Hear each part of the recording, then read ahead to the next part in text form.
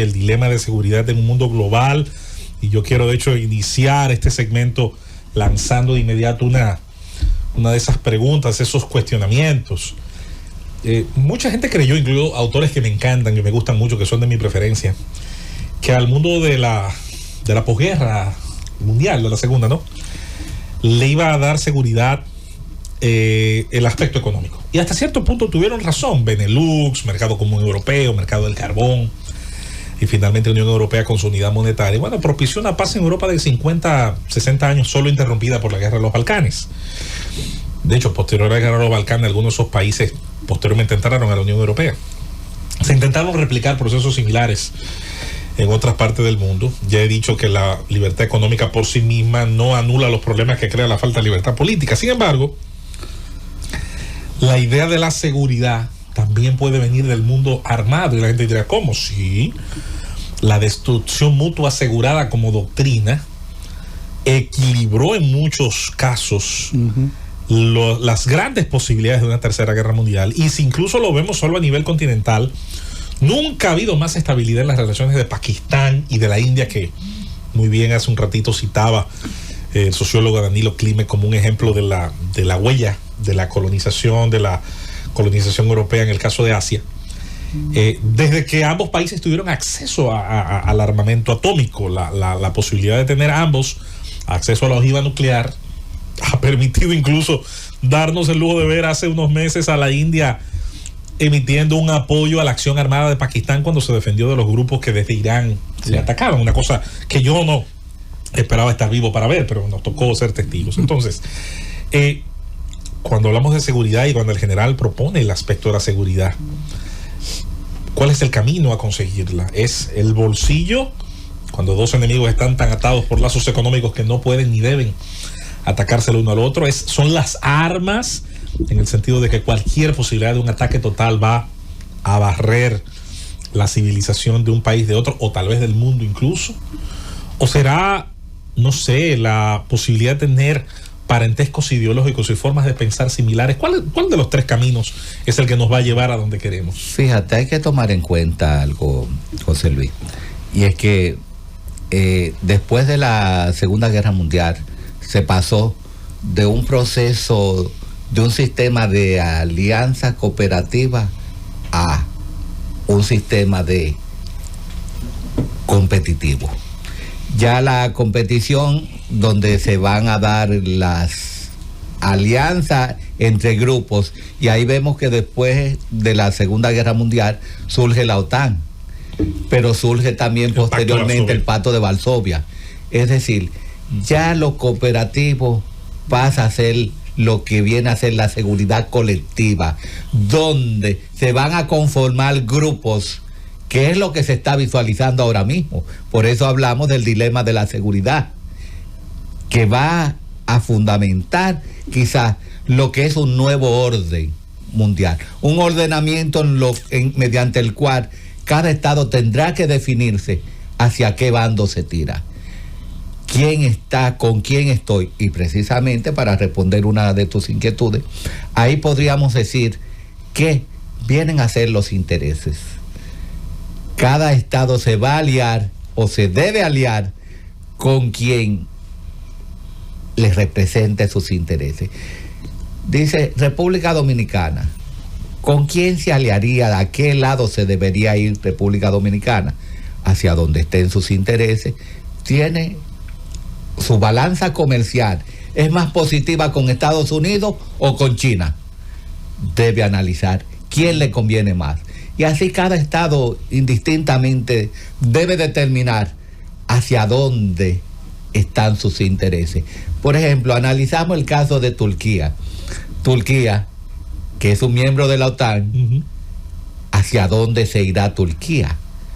Debe definir su postura, porque ahora mismo está viviendo en una ambivalencia estratégica, que no sabe hacia qué lado tirar. Si tiene una visión pro-China, tiene una visión pro-rusa, pero recientemente Estados Unidos le dijo, sal de los S-400, pásalo a Ucrania, y le dijo radicalmente que no se iba a desentender. Pero ¿por qué Estados Unidos le dice tienes que salir, porque ante un conflicto tú no puedes utilizar un armamento que esté fuera del ordenamiento doctrinal de lo que es la OTAN. Entonces, tu identidad como Estado en un grupo de alianza, lo primero que debe estar fundamentado es cuál es tu doctrina.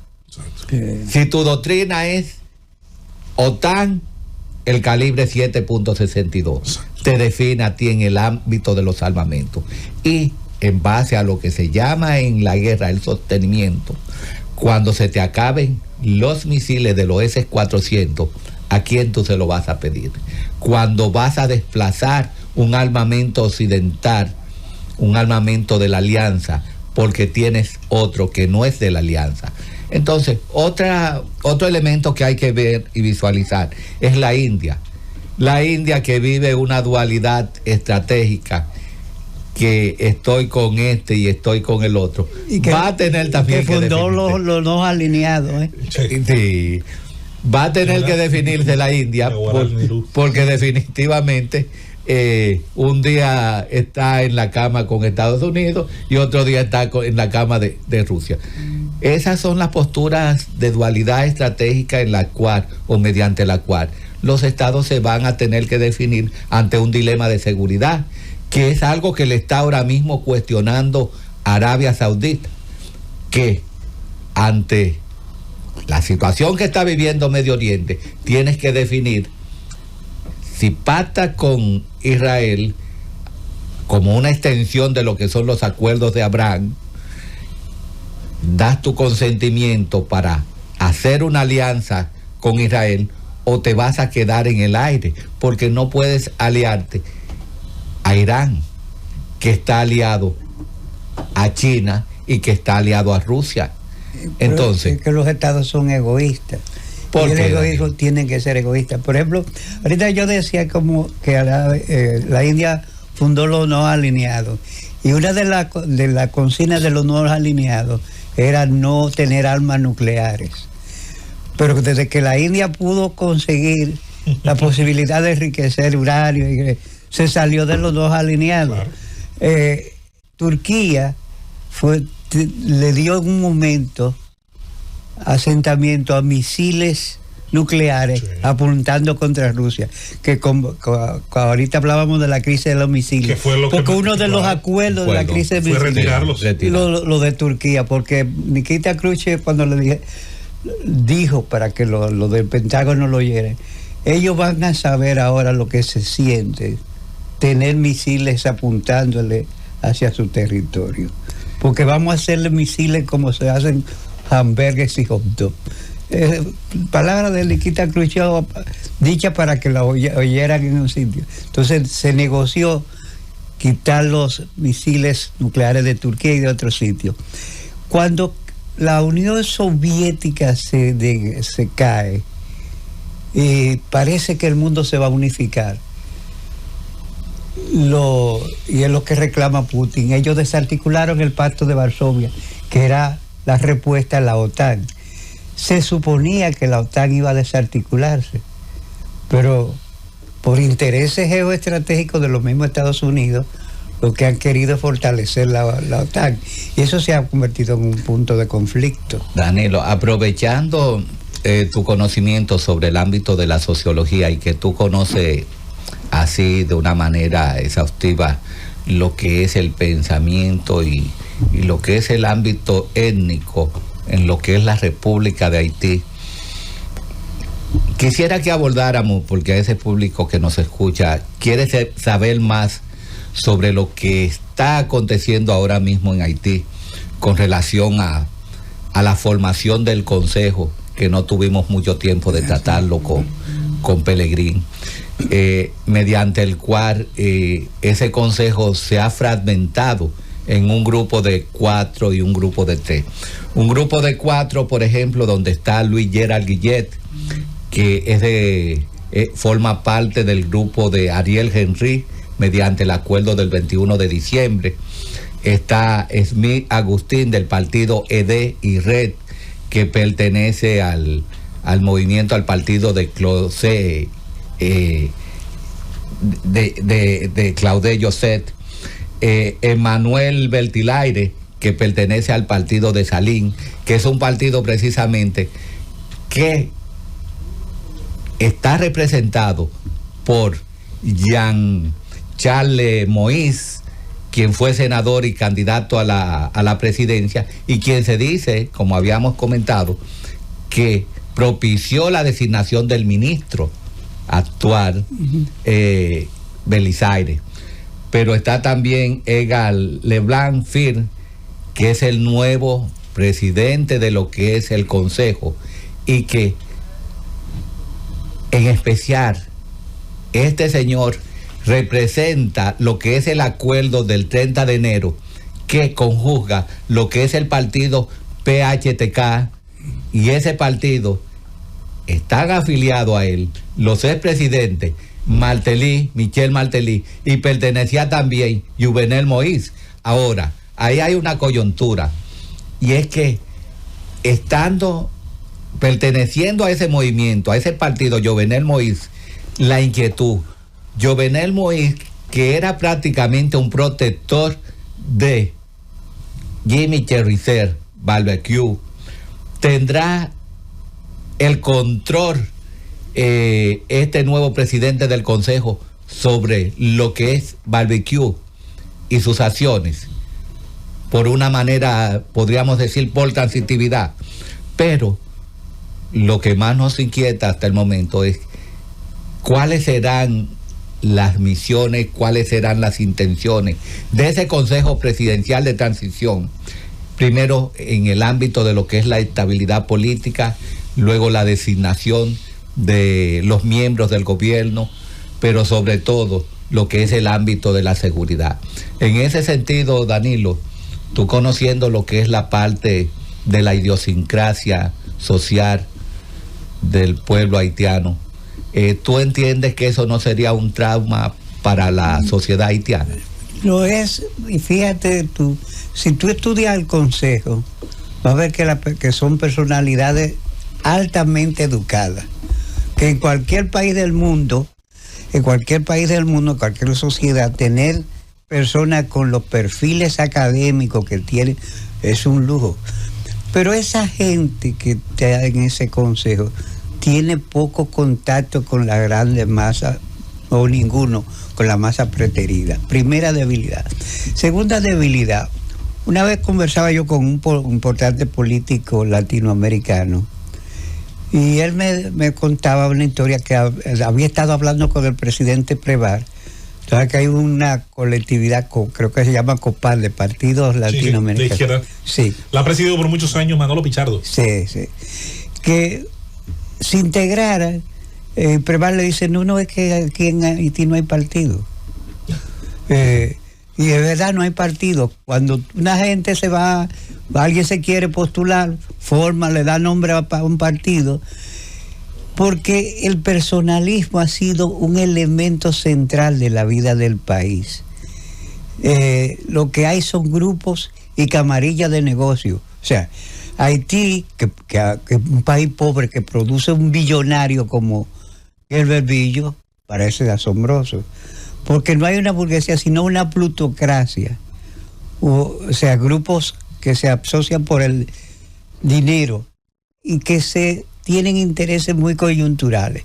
Entonces, en un país con pobre estructura social y una estructura de gobierno que desapareció, porque no hay gobierno, y huyéndole por ejemplo, varios ministerios, hoy son refugios de mucha gente que anda huyendo. Entonces echaron todo a los muebles y todo para un lado. Lo primero de ese consejo es cómo reconstruir una estructura gubernamental en medio de la violencia. Obviamente, la prioridad es la pacificación, pero ¿cómo se va a hacer la pacificación? ¿De qué manera? Eso es como el cuento de quién le pone el cascabel al gato. O sea, se dice que Nigeria puede enviar tropas, pero los nigerianos no dicen que mandan tropas, pero no a combatir, sino a entrenar la policía. Y el reloj de Haití no es para estar detenido. Hay que ver, Danilo, si ese es el lenguaje del poder, porque hasta el año 65 los norteamericanos no mandaban soldados a Vietnam, mandaban asesores. Bueno, ese es el concepto, para no generar lo que se llama asesores con un M15. Una disonancia cognitiva. Sí, Danilo, antes de que tú continúes, quería que no se nos pase que el nuevo ministro de Haití, Free Belisaire, fue precisamente ministro de deporte de René Preval, porque tú mencionaste a René Preval hace un momento, en el periodo 2006-2011.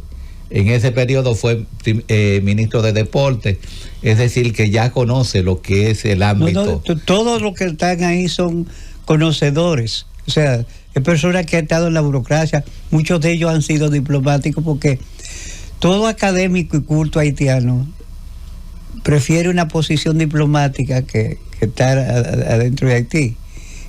Por eso Haití tiene buenos diplomáticos, buenos, muy preparados. Todos tienen experiencia de gobierno, pero ¿cómo organizar el gobierno?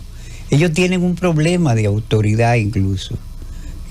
Una sociedad donde la autoridad se basa, puede llamar la dominación. Pero ese problema es ancestral. Claro. Desde su independencia ese problema. Que no lograban ponerse de acuerdo para saber quién iba a ejercer el mando. Y además te digo, en esto el autor más reciente, desde el fundador de la psicología social, que escribió Psicología de las Multitudes, hasta el más reciente, Elías Canetti, que ha escrito sobre las masas.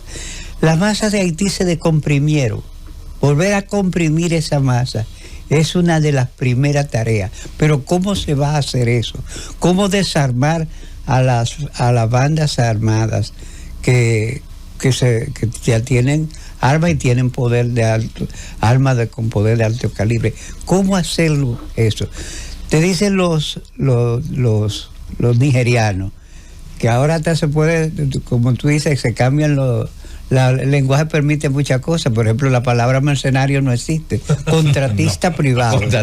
Sí, los contratistas privados. Entonces, el CARICOM, por ejemplo, Bahamas, dice que va a enviar 150, pero es para cuidar la costa marítima, la frontera marítima.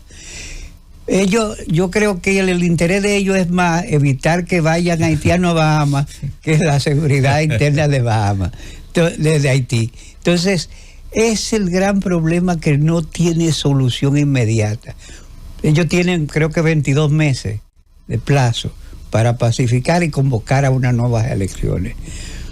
Pero el problema de la pacificación es un problema difícil de enfrentar, porque es un colapso inédito. Si tú lo ves, en América no se ha producido un país que tenga un colapso y una red de contradicciones tan acentuada. Ahorita Pelegrín Castillo decía, lo dividió entre las grandes contradicciones, pero hay contradicciones de todos lados, con los mulatos, con los comerciantes, con una migración de libaneses que se asentó en Haití hace mucho y ya tienen varias generaciones. Nosotros hemos asimilado esas generaciones de libaneses, palestinos.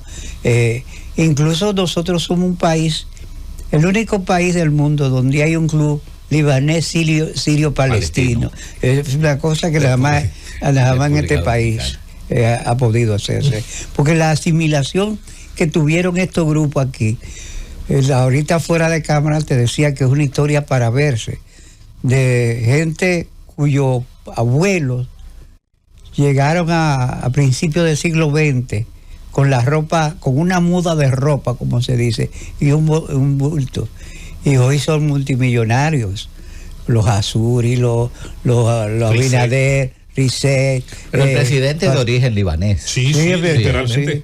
Sí. Y él es segunda generación, porque el abuelo de él fue el que vino a principios de siglo. Exacto. Entonces, la generación del papá. Y fíjate, ya la segunda generación llega a la presidencia de la República. Exacto. Somos un país abierto.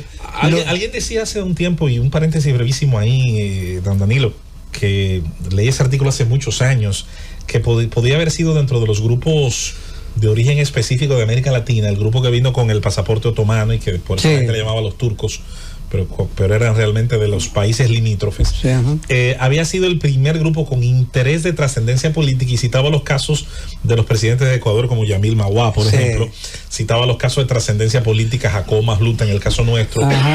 Pero teníamos a Carlos Saúl Menem, que también es de origen sirio en Argentina, y también teníamos una gran cantidad de diputados, senadores, empresarios. Había en Chile, es importantísima la trascendencia también de los grupos provenientes de ese país, sin hablar de la que ha habido en Brasil. Es un grupo por sí mismo. Por cierto, hay que agregar colonias, por ejemplo, los egipcios, que son más desconocidos.